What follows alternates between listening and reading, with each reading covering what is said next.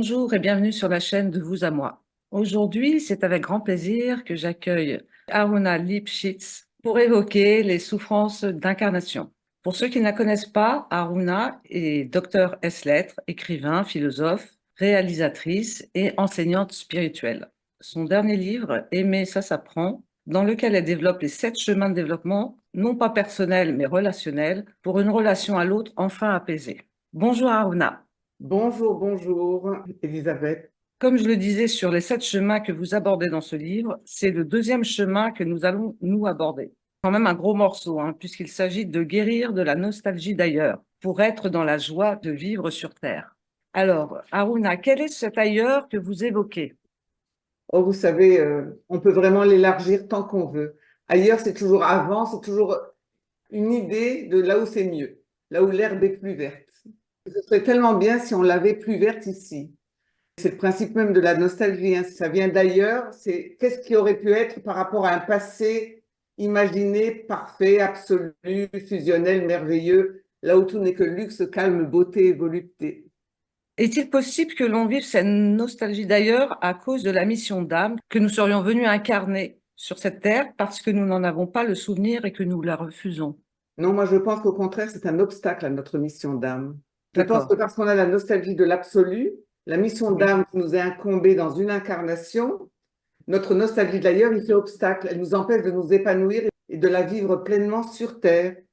Et en vérité, c'est un paradoxe très intéressant que vous Ben soulevez. oui, C'est que la oui. nostalgie de l'ailleurs devient un obstacle à la mission d'âme. C'est quelque chose qu'il faut creuser soi-même par rapport à sa mission d'âme. Quels sont les signes qui démontrent que l'on est atteint de ce syndrome de la nostalgie d'ailleurs? Vous avez les deux faces de la pièce. Vous avez une face sur laquelle c'est toute la mélancolie, la tristesse, une espèce de tristesse lancinante, un peu chronique, une espèce de mélancolie. Ah, c'était mieux avant. Ah, si ça pouvait être mieux. Donc ça, c'est la première face. Et de l'autre côté, c'est la suradaptation. Tout va bien, à pas peur, à pas machin. Tout va bien, Madame la Marquise. Donc il y a les deux faces. Il y a la face du suradapté et la face du mélancolique, sous toutes ses formes. Quels sont les points clés sur lesquels il faut travailler pour arriver à sortir de cette nostalgie d'ailleurs? C'est un long processus, il n'y a pas de point clé particulier, sauf tout ce que j'énonce dans le bouquin, parce que tout y participe. Tout ce qui peut empêcher la joie de vivre. Alors, ça peut être la naissance, enfin, tout ce que je dis dans le chemin 1, Oui, de ne pas avoir été désiré, la souffrance de l'accouchement, enfin, tout ce qu'on a ramassé de la conception à l'allaitement. Ça peut être toutes les blessures de l'enfance et du moi blessé, tout ce qui nourrit tout ça. Donc, il n'y a pas de point clé particulier, il y a simplement prendre la décision une bonne fois pour toutes de guérir de la nostalgie de l'ailleurs. C'est la décision qui est le point clé. d'accord, c'est important. Vous parlez de l'adaptation ou la suradaptation. Ça, c'est aussi un point sur lequel il faut travailler énormément. Ça, c'est pour les suradaptés. Et du coup, ça se traduit comment la suradaptation? Ben, tout va bien, c'est le déni de réalité. Si on veut Oui, prendre le côté très psy, c'est le déni de réalité. Je oui, veux pas, ou je ne veux pas sentir. D'ailleurs, ces gens-là, ils ont un petit mépris pour tous ces mélancoliques qui ont toujours un peu de travers. oui. Mais en même temps, les mélancoliques doivent faire un travail sur eux parce Ah ben bien qu'effectivement, sûr. on n'avance pas quand on est dans la mélancolie ou la nostalgie. On est toujours dans une forme, une souffrance, quoi. Ah ben c'est évident. Une tristesse, une souffrance sous Oui. forme de tristesse chronique et lancinante. Sans qu'on puisse mettre des mots dessus, en fait, réellement. Une espèce de tristesse lancinante. Une Oui, tristesse du vivre. Le spleen baudelairien. oui. Hmm. Nous avons tendance à comparer, Ah oui. puisque nous nous jugeons par rapport aux autres, sinon on ne se jugerait pas. Ben, ça, c'est un des symptômes de la nostalgie d'ailleurs, la comparaison. Sans l'autre, aucune comparaison n'est possible. Et du coup, quels sont les dangers de cette comparaison, Ah de ces ben, que comparaisons? l'herbe sera toujours plus verte ailleurs ou alors que je vais déprimer parce qu'elle n'est pas aussi verte chez moi. C'est justement le problème de la comparaison. La comparaison, c'est où ça nous mettra dans une position haute de mépris pour tout ce qui est en dessous, ça c'est du Oui. côté de la suradaptation, ou ça nous mettra dans une position basse de manque de valeur, etc. Et je ne serai jamais à la hauteur. Donc, pour pallier l'un ou l'autre, hein, parce que les deux sont possibles, quelles sont selon vous, pas les méthodes, mais ce sur quoi il faut travailler? Sur la confiance, si on est... Faut Et quand commencer on est par... dans le mépris, Tant qu'on n'a pas compris que ce mépris vient d'un refus d'incarnation, on peut aller chez les psys toute sa vie. Si on fait du développement relationnel, si on fait le type de travail que moi je propose, à ce moment-là, le chemin 1, il faut commencer par le chemin 1. Tant qu'on n'aura pas guéri de sa naissance, tant qu'on n'aura pas dit un oui radical à sa naissance, comment voulez-vous qu'on ait de la joie de vivre? Ouais. Comment voulez-vous guérir de la nostalgie de l'ailleurs si déjà au départ, on n'a pas dit oui à sa naissance? Ouais, donc ça, c'était le point numéro un dans Ouais, votre ça, livre. c'est le chemin numéro un dans le livre. Il faut Ouais, commencer par là. Et une ouais, fois qu'on a dit oui à sa naissance, on se rend compte qu'on n'est quand même pas content d'être sur Terre. C'est là qu'on se rend compte qu'une fois qu'on a fait un gros travail sur sa naissance, que la joie de vivre sur Terre, on a encore des réclamations de pourquoi on est sur Terre. On n'a plus la réclamation de pourquoi on est né, on a la ouais. réclamation de pourquoi je suis sur Terre, qui m'a forcé à m'incarner. Il y a peut-être aussi une question de ne pas se souvenir dont je parlais tout à l'heure de pourquoi on s'est incarné, parce qu'apparemment, on s'incarne avec un choix de vie. Donc, si on ne se souvient pas de ce choix de vie, on peut être pas d'accord. Je veux plus vivre cette vie-là que j'ai choisie. Tout à fait. On renie à son insu son propre choix, parce qu'on a fait Ouais, un choix pour être là. ouais, Enfin, si on a un petit peu de dimension spirituelle, on comprend qu'on a choisi d'être là. On a même choisi à l'origine, à la première incarnation, d'être foutu à la porte du corps de Dieu. ouais, c'est dur ça. Ah oui, c'est dur. Ouais. J'ai jamais dit que c'était facile, hein. C'est parce qu'on est intrépide ou qu'est-ce qu'on voulait expérimenter en fait, la matière? Exactement. Et puis, vous savez quoi? On voulait expérimenter la matière avec cette espèce de d'élan d'âme, d'aider le créateur, De l'aider à quoi? ben, de l'aider à faire marcher sa machine, sa création. D'accord. Ok, donc il a demandé qui sont les volontaires? Exactement, on le dit, Ok. moi. Mais Ah oui, je vous assure que dans mon, comment je dirais, dans ma mémoire, c'est comme ça que ça s'est passé. d'accord. Donc c'est pour ça qu'après les gens disent, bah non, finalement, je voulais pas être incarné, c'est trop difficile. Je veux rentrer à la maison. Alors moi, j'ai tout un enseignement sur les trois premières incarnations. Alors je dis D'accord. qu'à la première, on est venu enthousiaste, on va aider papa. Ah, je trouve Là, ça on s'en joli est comme pris vous plein la pouvez. figure parce qu'il y avait déjà du monde. Qu'on repart en disant, bon, ben, c'est tout, hein, je veux plus retourner, on dit c'est trop tard. Donc Et on va donc, retourner en se disant, je vais plus me faire avoir. Et alors, du coup, on n'est pas très joli parce qu'on se met en rapport de force pour plus se faire avoir. Et du coup, on remonte et on dit, oh là là, j'étais un petit peu moche, donc je vais revenir réparer. C'est comme ça que c'est parti jusqu'à aujourd'hui. C'est toute ma thèse sur les trois premières incarnations. d'accord. Et c'est aussi pour ça que certains ont du mal à accepter leur corps, parce qu'il y a aussi C'est exactement cet ça. empêchement, ou c'est une manière de rester dans l'esprit. Pur Ouais, esprit. C'est le fantasme de rester un pur esprit, un fantasme spirituel de rester un pur esprit. C'est pour ça que les spiritualistes ou ceux qui ont cette mémoire d'âme ont plus de mal à guérir de la nostalgie d'ailleurs. ouais. Donc, Encore. comment vous les aider à aimer leur corps, hein, parce que c'est aussi un sujet que vous abordez. Il faut apprendre à l'aimer au-delà de la machine qui transporte l'âme ou l'esprit. Ça, c'est un grand outil de guérison de la nostalgie d'ailleurs. Faire de son corps un allié, commencer à aimer son corps. Alors moi, je donne des trucs à moi, c'est ce que je raconte dans le bouquin, c'est de se dire, je voulais apparaître, je Je voulais suis bien apparaître. d'accord. Enfin, on a tous suffisamment de vanité pour être content d'être visible.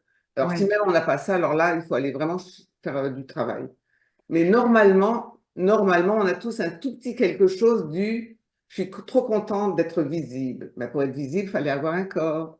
exactement. Et d'ailleurs, vous dites un truc, alors je l'ai noté, hein, parce que vraiment, j'ai trouvé ça très beau et très intéressant. Vous écrivez, le miracle du corps est la réponse à notre désir d'apparaître, de passer de l'invisible avec un grand I. Pour moi, toutes les problématiques liées à l'apparence, mépris ou sacralisation de notre apparence, de la matière ou du corps, relèvent du refus de l'incarnation sous-jacent à la nostalgie de l'ailleurs. Je trouve ça très bien expliqué, puis en plus, c'est la première fois que je l'entends formulé de cette manière-là. Quand on commence à comprendre ça, on commence à vouloir aimer son corps. Tout à fait. On lui dit merci déjà pour commencer. Et puis du coup, on Exactement. s'en occupe, on prend soin, on se maquille un peu, on a envie d'apparaître. Et puis du coup, cette nostalgie de la beauté, parce que la nostalgie d'ailleurs, c'est aussi la beauté parfaite. Du coup, on s'en occupe pour nous. Il y a aussi un moment où il faut qu'on oublie cette apparence, enfin, tout en ménageant notre corps, parce qu'on vieillit et donc on est moins beau, on est Mais moins. non, mais non, mais non, mais non, mais non. La vraie beauté, elle est là jusqu'au bout. La vraie beauté, elle ne dépend pas justement de l'extérieur. Elle dépend de cette acceptation complète d'apparaître. Et au fur et à mesure où la nostalgie d'ailleurs, on en guérit, je pense qu'on a un rapport à la beauté qui change. Ben, j'espère, parce que moi, je trouve que c'est difficile de vieillir. C'est pas moi qui vous jetterai la pierre. Comme disait quelqu'un, ça prend aussi plus de temps. Oui, Ça prend plus de temps le matin. Mais, exactement. mais honnêtement, tout ce travail qu'on fait intérieur, ça se voit en émanation, ça se voit en parfum. Alors oui, il y aura quelques rides de plus, mais Moi, j'ai de plus en plus de mal, hein. Chaque matin, le maquillage est difficile. Honnêtement, hein, je pense que je suis pas la seule femme comme ça. non, et puis moi, je vous dis, ça prend plus de temps. Ouais. Ça suffit pas parce qu'en fait, après, quand je me dis, ah, c'est potable, je regarde sur un autre miroir et puis là, il y a une lumière qui est plus naturelle et là, je me dis, oups, c'est encore pire. Et je suis Eh obligée ben, de balayer ça pour vous dire quoi? pour me dire, oublie. J'oublie mon corps une fois que mon visage est maquillé.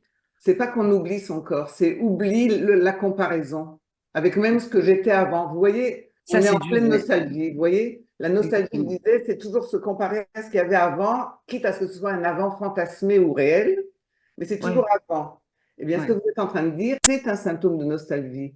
C'est-à-dire, si je me dis, j'étais plus belle avant, ouais, il y a la nostalgie de l'avant. Or, la ouais, nostalgie de l'avant, c'est le critère même de la nostalgie de l'ailleurs. ouais. Bon, ben, j'ai du boulot.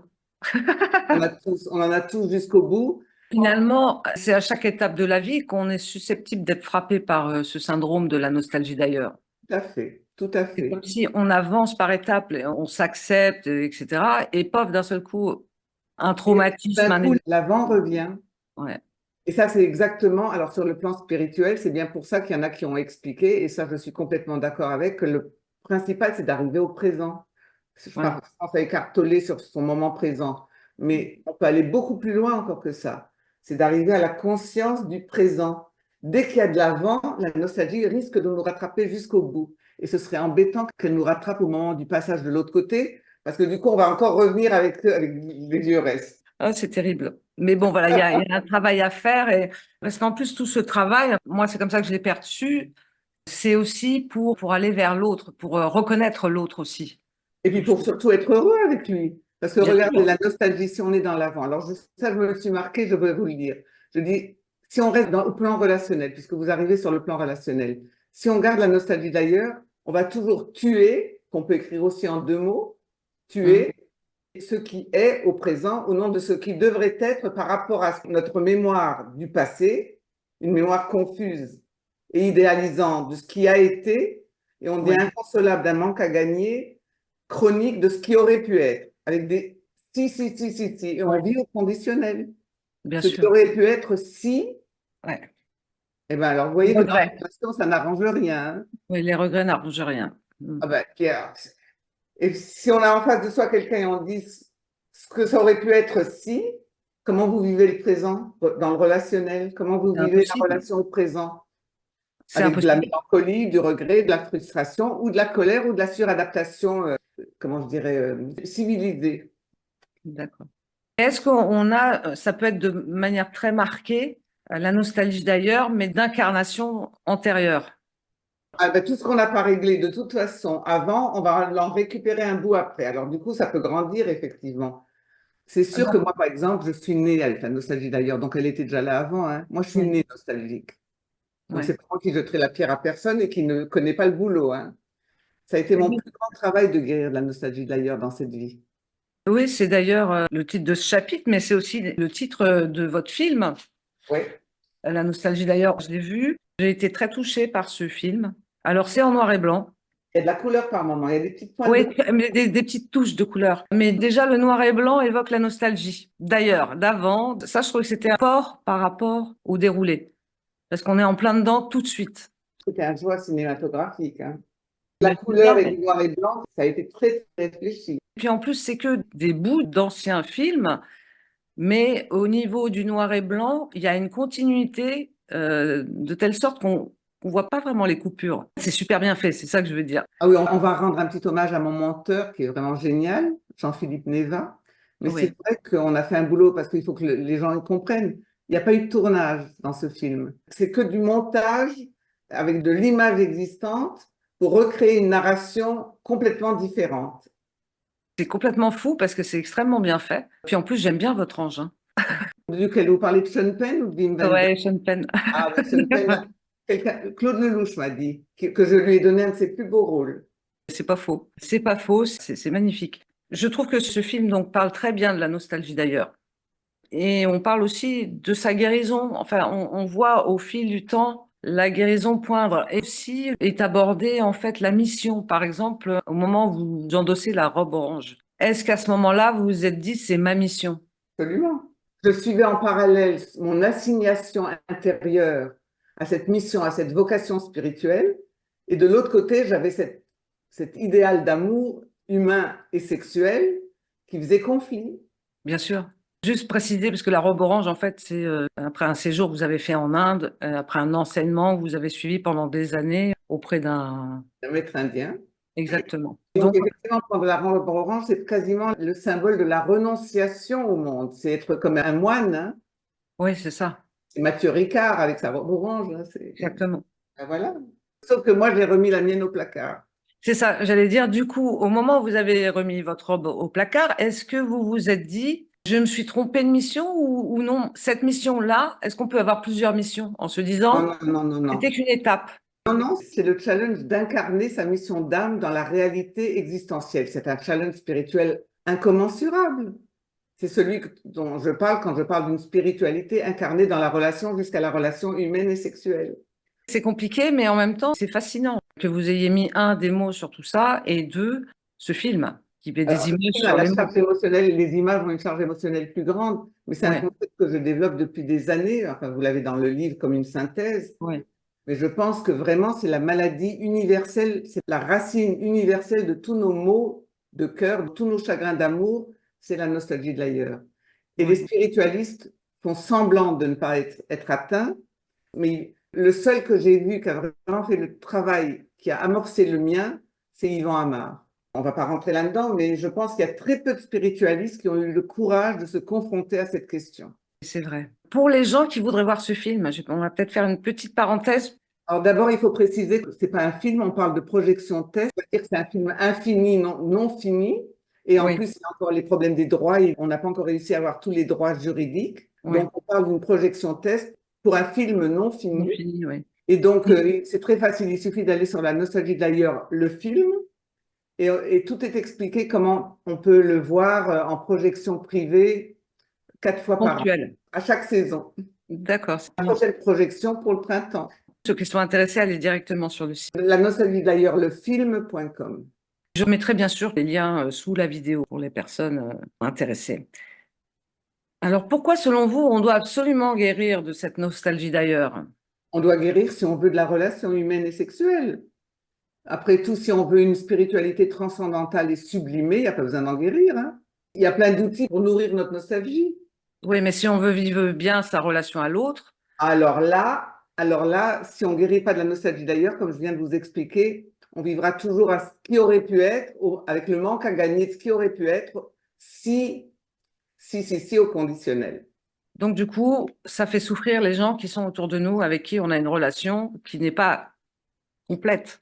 On ne se rend même pas compte qu'inconsciemment, on leur demande de nous donner un sens à la vie. On leur demande de nous donner une bonne raison de vivre. Si tu C'est es là, exigeant. j'accepte de vivre. Ouais. Attendez, si on n'a pas de joie de vivre, on va demander à l'autre de nous donner de la joie de Et on vivre. va lui reprocher de ne pas nous en donner. Exactement. Parce qu'il ne sera jamais à la hauteur de Dieu quand même. Oui, et puis à la hauteur de ce qu'on a dans la tête. De la fameuse mémoire de l'ailleurs, de la fameuse mémoire de Oui. l'amour avec 3 grands A. Parce que finalement, cette mémoire, cette nostalgie d'ailleurs, c'est finalement rien d'autre que notre mémoire d'amour. Sauf qu'avec cette mémoire d'amour, on n'arrive pas à conjuguer le verbe aimer, Mm. présent. Et en plus, si c'est l'amour dont on parle, par exemple, je vais parler des gens qui font des EMI, des expériences de mort imminente. Tout à Tous fait, parlent d'un amour inconditionnel, incroyable, quelque chose absolu. Si c'est de cet amour-là dont on est nostalgique, c'est mission impossible. C'est ce que je dis dans le bouquin. C'est bien et c'est pour ça que je dis à la fin du livre qu'en vérité, je ne parle pas d'amour, je parle de comment on va le conjuguer sur Terre, le verbe aimer. Oui, Parce que l'amour, vous savez quoi? Même ceux qui n'ont pas fait de EMI, par la porte ou par la fenêtre, ils savent de quoi on parle. On a oui, tous dans nos poches idée de l'amour. On l'a en nous. Vous savez quoi? Je pense même qu'on en est cellulairement fabriqué. Bon, donc voilà. Donc on l'a tous. Vous avez qu'à regarder quand on parle d'amour, tout le monde sait de quoi on parle. Pourtant, on ne peut pas mettre des mots dessus. non, c'est clair. Oui, oui, effectivement. C'est la fameuse chanson de Sardou, hein, elle court, elle court. Mais tout le monde sait, elle court la maladie d'amour. Donc, on Ouais. l'a dans nos poches. On sait de quoi on parle. Sauf que c'est mission impossible de vouloir que ce soit comme c'est dans notre mémoire, ou comme c'est quand on l'a revécu à travers une EMI, ou à travers une méditation, ou à travers quelque autre outil ou une transe chamanique ou quoi que, n'importe. Oui, donc quoi qu'il en soit, elle est fantasmée. Elle n'est pas fantasmée. On sait que c'est vrai. Oui, Donc, elle n'est pas fantasmée. On a la conviction, la personne qui l'a vécu ou qui a vécu un EMI ou une transe chamanique ou un moment de méditation, d'illumination, il sait que ça est. oui, oui, Ça est. Donc, il sait qu'il a raison. bien sûr. Mais quand on demande cet amour à l'autre, Eh ben, c'est fantasmé. Du coup, c'est c'est pas ça. que c'est fantasmé, c'est névrotique. Ouais. C'est névrotique. On lui demande l'impossible. On demande à l'autre l'impossible. D'être l'amour à la source de sa divinité. On lui demande l'impossible. Bah oui, Et oui, je dis souvent, aucune caresse d'homme ne vaudra jamais la caresse divine. Et tous les gens qui ont eu une EMI ou qui méditent le savent.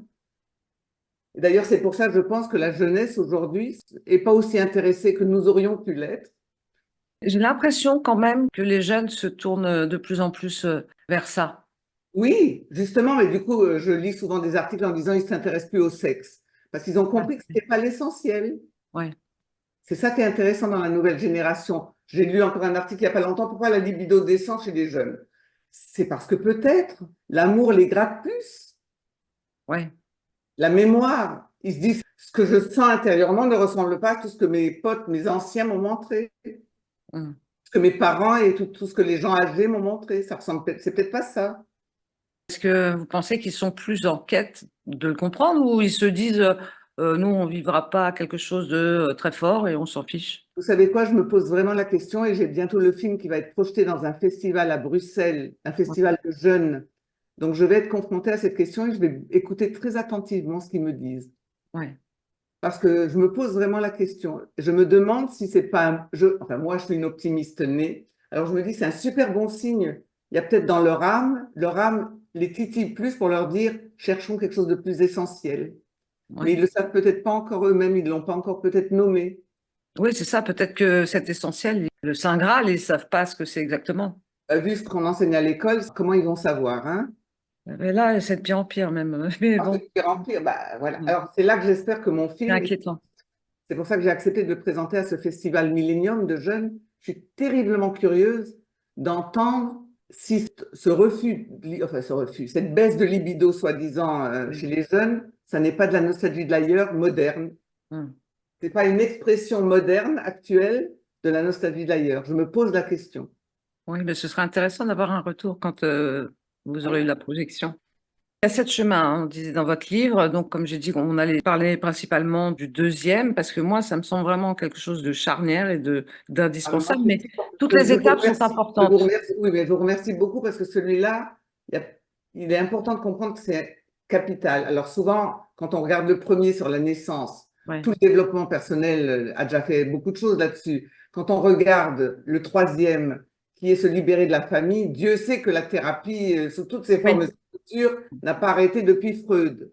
ouais, Et donc, je suis très contente que vous ayez sorti ce deuxième chemin qui est entre guérir de sa naissance et guérir de la famille pour avoir des relations plus apaisées à l'autre, parce que c'est capital. Et après, il y a les autres chemins qui sont plus costauds. Ils parlent plus à l'adulte et puis à la personne qui veut se libérer vraiment.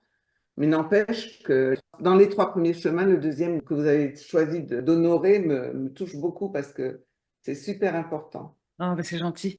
Ce que j'apprécie aussi dans votre livre, donc pour chaque chemin, il y a des citations inspirantes. Donc je pense que c'est des citations qui vous ont parlé au cœur, hein, et qui complètent le chemin. Vous voulez que je vous dise quelque Et, chose de drôle? Elles sont quelquefois devenues tellement moi-même que j'oublie. Je vais vous donner un exemple sur la nostalgie de l'ailleurs. Quand oui, je parle de l'histoire de la conjugaison du verbe aimer, et mon amie Liane Folly qui m'a rappelé que Cocteau avait déjà dit que le verbe aimer est le plus difficile à conjuguer. Eh ben, je l'avais oublié. Et il dit, son passé n'est pas simple, son présent n'est qu'imparfait, son futur conditionnel. Donc, en vérité, je ne me suis pas rendu compte que j'élaborais sur une phrase que j'avais dû entendre de Cocteau. exactement. Et Mm. comme quoi, quand on comprend, quand on prend vraiment à l'intérieur, je vous dis, moi, ça devient quelquefois tellement moi. Donc, vous me demandez des citations, elles sont devenues tellement moi que je pourrais même croire que c'est de moi. C'est Enfin, j'élabore parce que je ne suis pas complètement d'accord avec lui. Parce qu'il dit vraiment le présent n'est qu'imparfait. Et là, j'ai toute la théorie qui suit le moment présent. Il y a des moments du présent qui sont vraiment des cadeaux, qui sont des oui, présents. oui, exactement. Et Cadeau où on est prêt. un présent pour l'autre et l'autre un présent pour nous. Ouais. Et donc là, je ne serais pas tout à fait d'accord avec Cocteau, mais vous voyez, c'est sûrement pour ça aussi que je l'ai oublié, parce que j'ai tout de suite élaboré ma propre pensée dessus. Le mieux pour vivre l'amour, c'est de le vivre au présent. C'est le meilleur verbe. Ouais, ouais, mais C'est-à-dire le verbe comment je conjugué. deviens un cadeau pour l'autre, comment l'autre Exact- va devenir un ouais, cadeau pour moi, un présent. exactement. Il y a aussi, alors ça c'est important de le dire dans votre livre, donc bon, les citations, des passages de votre vie aussi, des exemples Les témoignages. des témoignages de votre parcours spécifique à chaque chemin, mais il y a aussi des questions que l'on doit se poser nous pour savoir où on en est.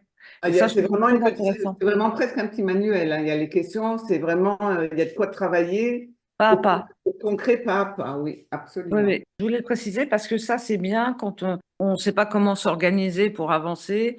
Donc, C'est ça pas que de la permet. philosophie et de la psychologie. C'est Ouais, une ouais, méthodologie, c'est très important. exactement. Le développement relationnel a aussi une méthodologie. Ouais.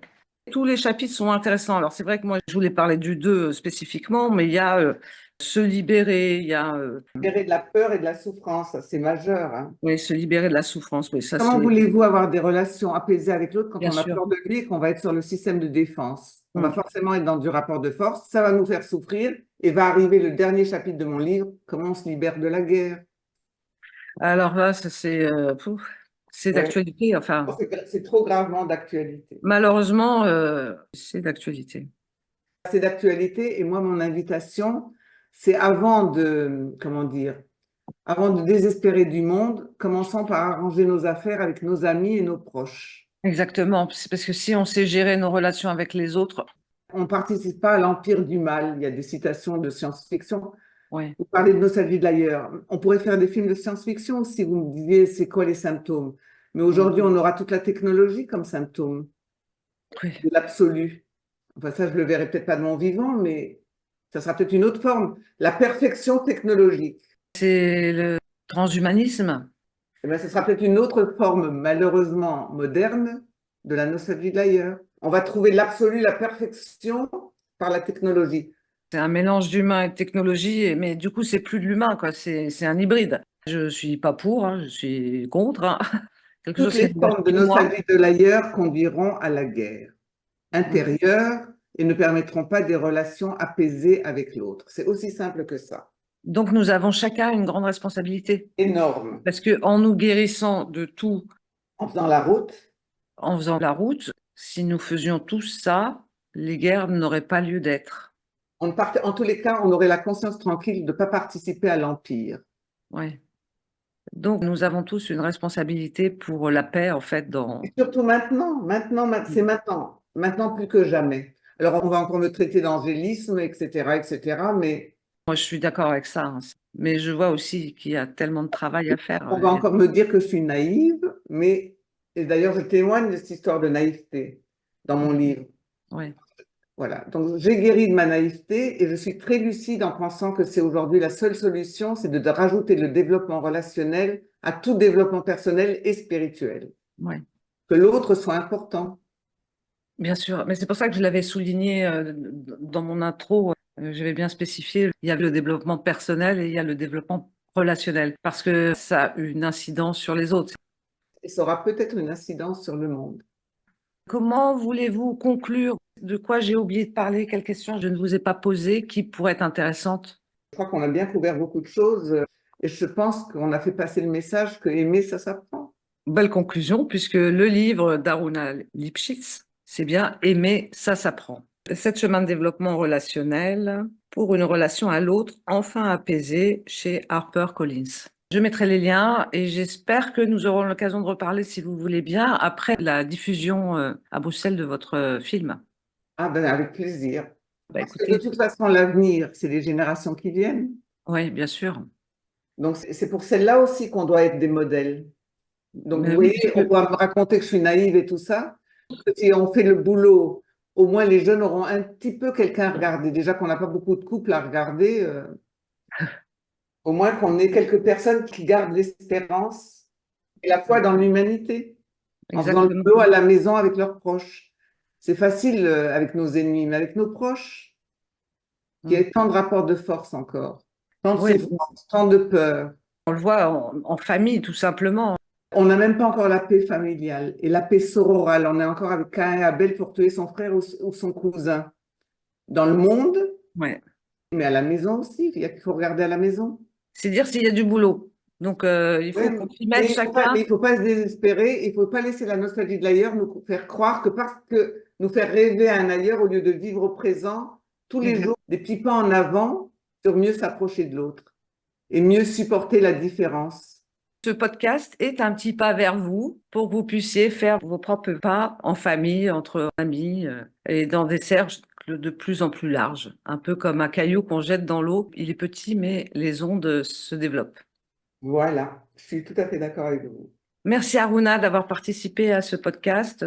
J'espère vous revoir très bientôt sur la chaîne de Vous à moi. Eh ben, merci beaucoup et c'était super passionnant pour moi. Pour moi aussi.